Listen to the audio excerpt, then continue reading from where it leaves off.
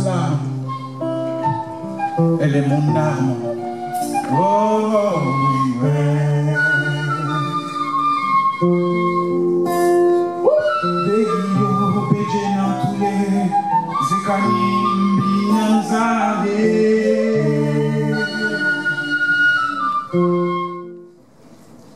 C'est l'histoire de ce mec tellement semblable à une leçon de sciences physiques, si unique, plein de formules tellement atypiques. Il est ce mec dont toute femme rêverait, seulement si elle est allergique au bonheur. Il est ce mec avec qui on a constamment peur, peur qu'il quitte notre vie, peur qu'il quitte notre lit, peur qu'il quitte notre cœur. Il est ce mec totalement hermétique à la tendresse et dont l'esprit va, gambade et vagabonde sans cesse. Il est comme ça, tellement semblable à une leçon de sciences physiques. Oh oui, il est comme ça. Il est ce mec qui garde dans un coffre-fort les clés de son cœur, leur double et tous les codes d'accès de sa vie. Il est ce mec pour qui on se surprend à écrire de si longues lettres au point de détrôner Mariam Abba. Mais lui, il s'en garde pas. Moustique fait son malin, son calmant c'est baïgon. Souris fait son malin, mais son calmant c'est chat. Moi, j'ai fait mon malin, mais mon calmant c'est elle. Les gars, j'ai fait mon malin, mais mon calmant c'est toi. Bébé, je fais mon malin, mais mon calmant c'est toi. Jeune grouilleur trop gamé. L'amour et moi, on se voyait en loupé. Ouais, mentalité blanquiste. C'est l'an seul que moi j'ai rêvé de Zouki. Gola avait la télécommande pour me faire changer de chaîne. J'ai pas vu venir le magatapage, c'est dans mon dos que la petite a fait la peine. Son regard est le seul piège qui a réussi à capturer mon cœur. Comme bombardement de Mi-24, son sourire m'a décroché de mon bunker. Le corps défraîchi, desséché, décharné, comme les parfumés d'un porc, son moyon de main tendu, elle implore, elle supplie, elle demande pardon, comme si elle s'était rendue coupable d'un péché ignoble. Monsieur, madame, pardon, l'azan, moi payer médicaments, voilà un enfant, nous pas manger des os.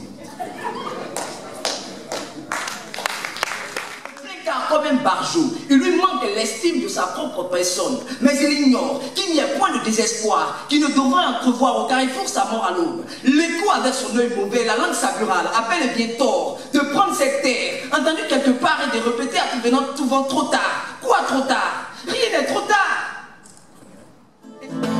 La magicienne.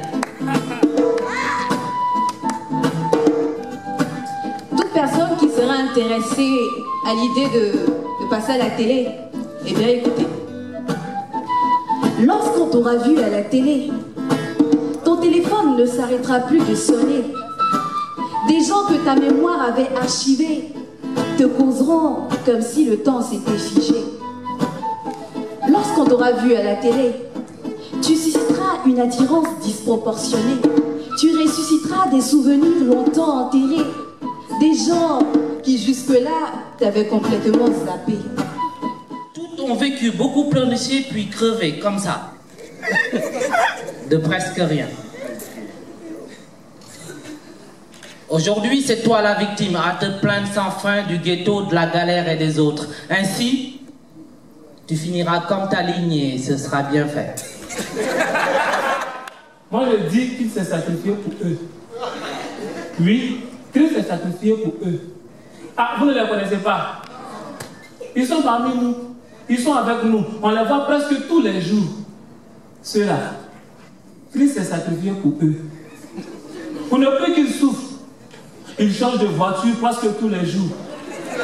Sur la destination pour leurs vacances, sur ce qu'ils vont manger le soir, ils ont l'embarras du choix.